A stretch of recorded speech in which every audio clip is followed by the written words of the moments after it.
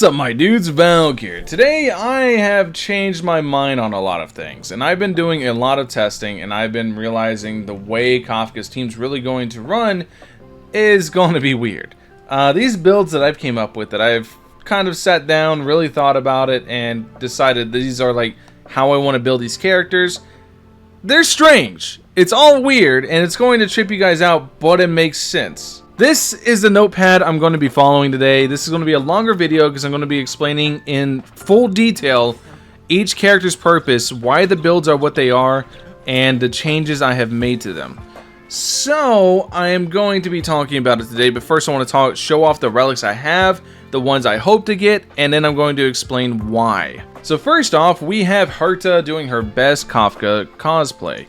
We have Welt's Light Cone at 80. We have the relics here. They're almost all maxed out. The Thunder set, I'm actually kind of regretting the Thunder set. I'll get into it in a bit. But the Thunder set, I think, will be very good on her. But there's another option I want to try that I think is genuinely going to be a lot more fun. But this set's very, very strong. So then we have 4-piece of the Thunder set, where we have attack as the body, speed as the boots. We have lightning damage boost space ceiling station. I think I'm sticking with this one no matter what. And then energy regeneration rate on the rope. This is actually very big. I talked about it in the other video, but now I'm committing to it. Because the more I thought about it, the more I thought about her function in a team, the more I thought about what she can offer, and the more I tested break effects specifically, I realized there's some really fun stuff you can do that's going to be really fun about regarding energy regeneration rate, which also comes down to why I said a second ago I'm kind of regretting the lightning set, and this is the reason I'm right in front of the Cavern of Corrosion for the wind set. I think the wind set, unironically, might be pretty decent on her. I don't think it's going to be anything crazy. I could be wrong. It could be absolutely nutty. But after the wearer uses their ultimate, their action is advanced forward by 25%.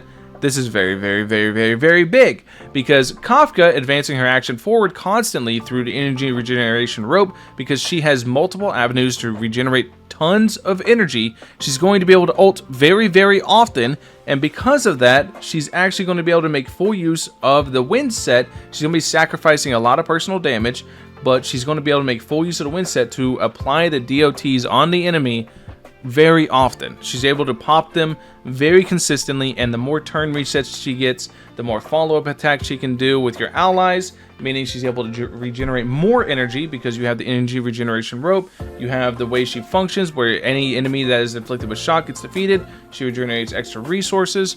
She's going to be able to regenerate a ton of energy constantly, and she's going to be able to ult very often, to the point where wind set doesn't look too bad. It's something that's going to absolutely nuke her own personal damage, so I'm not hard committing on it yet, but it's definitely something I am considering on testing. Whenever she comes out, I might, if I farm a wind set, I'm definitely going to try to throw it on her and just see how it works.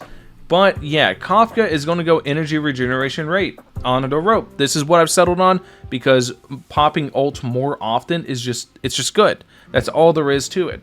So then I'm going to go ahead and show off Luca. Now Luca is going to trip people out, because Luca is going to be what's called a hybrid build. Luca is going to be attack and break effect. You want good pieces with good break effect substats. Now you can go 2 sets on Luca. You can either go the Thief set, or you can go Champion Streetwise Boxing, because physical damage is going to affect the DOT, the applied DOT, and after the wearer attacks or is hit, increases attack by 5% for the rest of battle, consecutive 5 times, 25% of attack. We go into it, we have attack chest piece, speed boots, nothing crazy. They're all pretty much all going to function on this exact same setup. But then we go into the Planosphere. It'll be physical damage boost. I don't know if I want to run this set. I don't know if I want to run Space Ceiling Station, or there's another option I might be considering. But then we're going to want a break effect rope.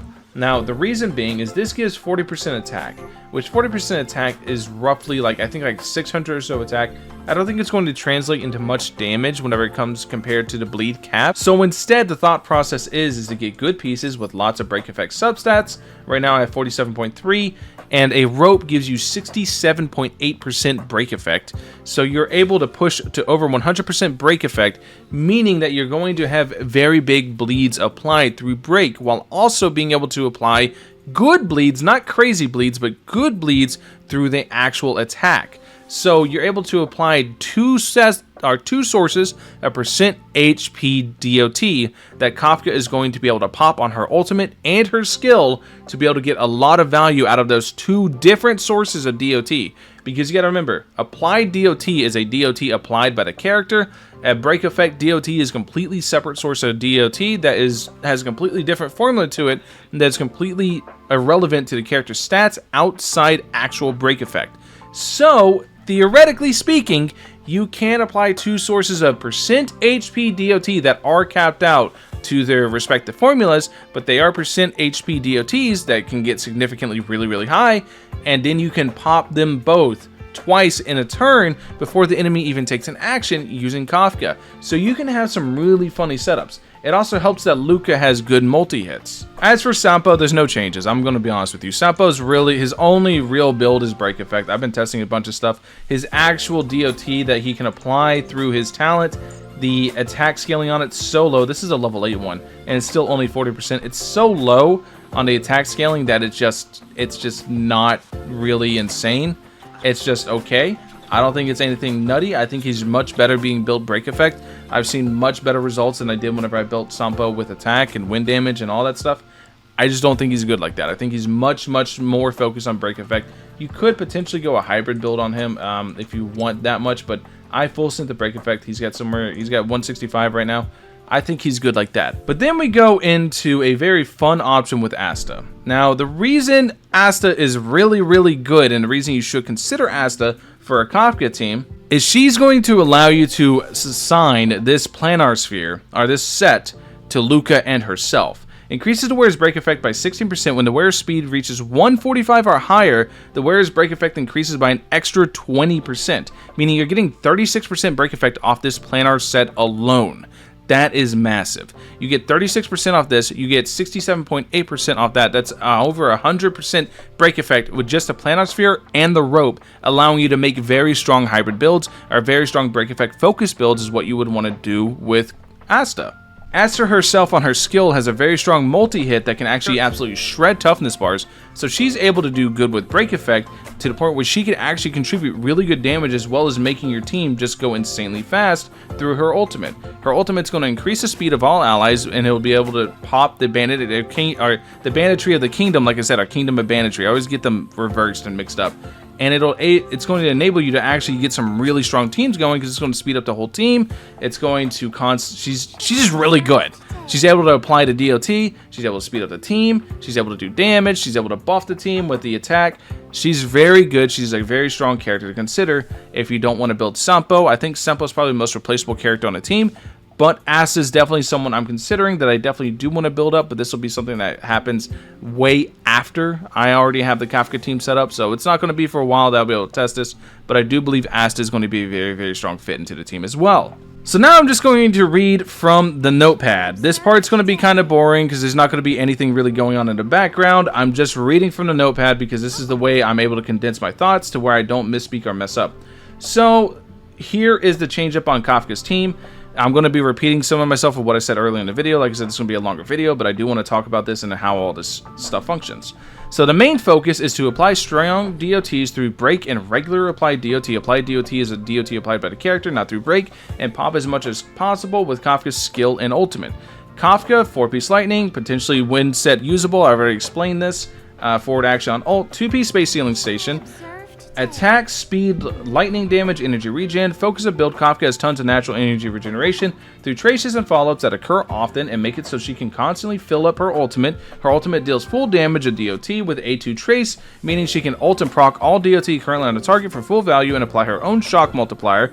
Regen rope is a slight loss in personal damage, but overall net positive in team damage, which she will excel at. Once again, Sampo we covered. Luca we covered. Multiple units with break, because not every enemy is weak to a single element, so it will be good to have multiple units you want to potentially break the enemy and apply strong DOTs for Kafka to proc. Keep in mind, break effect DOT is counted separately from applied DOT, meaning Kafka can proc both simultaneously and deal big PP damage. Overall, I think this is the best setup outside of potentially swapping Sampo for Silverwolf, for Silverwolf's defense percent down and ability to apply a weakness, increasing the team's damage significantly. So, the best teams probably. This is just me guessing, darts at the wall, because obviously I haven't tested anything yet. Kafka, Lucas, Silverwolf, and some healer. More than likely the strongest setup because of Silverwolf's defense shred. My Silverwolf personally, because I have Resolution, Shines, and Pearls of Sweat. It's a light cone. She can do upwards of 60% defense shred. That is a massive buff and damage. Yes, the defense shred. Defense does matter whenever you're doing DOT. Defense shred increases DOT damage. Silverwolf is absolutely the biggest amper in terms of damage for that team because there's no real way to other buff like DOT damage raw like that. Other than debuffing the enemy, so that's just massive. And also Silverwolf's debuffs are going to count for Good Night Sleep Well. Whenever you have Good Night Sleep Well on either Kafka or you have Good Night Sleep Well on Luca, it doesn't matter because whoever it's on, Silverwolf's going to be able to fully utilize that. So the next best team I think is probably going to be Kafka, Luca, Asta with a full break effect Asta like I was explaining earlier, and a healer. With Asta, can run Banditry of the Kingdom planar set on her and Luca, making it a very effective combo. Once again, Banditry of the Kingdom is a very, very strong set. And then Kafka, Luca, Sampo, and the healer standard team composition, but no real ampers on the damage outside of Sampo ult, and I believe Luca's talent does. I'm not 100% sure on that. I'd have to double check, but I think Luca's talent does buff up DOT some. I think it applies like a debuff. So that's something to consider. And then I had a really crazy team idea, right? A really nutty team idea. Kafka, E4 Sushang, Asta, and a healer. Kingdom of Banditry is very strong set, and Sushang's amazing toughness shredder that applies for very strong bleed application through E4. Sushang's E4, if I minimize this real quick, I can actually just show you. Sushang's E4 actually gives her a ton of break effect. If you guys don't know, Sushang's E4, break effect increases by 40%. You run, and she has so much natural speed, you can run Banditry of the Kingdom, meaning you go full break effect Sushang, you can see yourself somewhere around like 200%, potentially 220% break effect, a ton of break effect with very high speed, so she's able to really shred down physical weakness enemies. Just the only real downside to this is I mentioned before how break effect DOT is different from applied DOT, meaning you're not having that extra source of damage in applied DOT, so you could be missing out on some damage, so it could end up not being that great. But it's just a crazy team idea that I think would be very fun, and it would go very fast. That's also something that's really, really sick, because Asta is there to bump up Sushang's speed to just the next level, and it would just be a really fun team to see in action regardless. And I think on that team specifically is where you would really want to run a win set Kafka, surprisingly enough. So yeah, all these teams are weird, all these builds are weird, but I promise you it makes sense. At least to me it makes sense, but maybe I'm psychotic. I don't know. It makes sense, but it's just very strange to actually think about and read out loud on paper on these teams and setups that you're doing. But like I said, the idea is to apply as many sources of DOT as possible through break effect, which can apply very strong DOTs. Either that or other sources like actual applied DOTs from the characters like Wind Shear, Bleed, etc. and have Kafka pop those as much as possible. You can see a reoccurring theme here is I'm not worried so much about Kafka's personal damage. I don't care if Kafka hits like a truck. She doesn't need to. What she needs to do is pop the DOT that's on the enemy, because that's where your damage is going to be at. Being able to apply being able to pop a strong break effect DOT that's normally applied for only 1 or 2 turns, and being able to pop that 4 to 6 times is going to be absolutely massive in terms of speed clearing in-game MOC, which is where my main focus lies in building. So if you want a team that is going to run down strong enemies specifically, the team's going to seem much weaker whenever you're going against regular mobs, but whenever you're going against MOC 10 elites, which is where the majority of the damage you want is needed, this team is absolutely going to shine. Any of these teams are absolutely going to shine, because that's where I mainly focus my builds. Anyways, that's the video. Let me know. Am I crazy? Am I cooking? Am I cooking with the oven off? Let me know what's going on. Anyways, let me know what you guys think in the comment section below. Let me know what builds you guys are planning on running on Kafka. Genuinely curious. I know I keep making these videos because I keep thinking more and more, and I'm kind of settling on this because my break effect testing has been very fruitful. I've learned a lot more about break effect. I've learned how it functions, and I've learned hybrid builds can potentially be very, very strong. Anyways, thank you guys for watching. I'll catch you guys in the next one. Peace.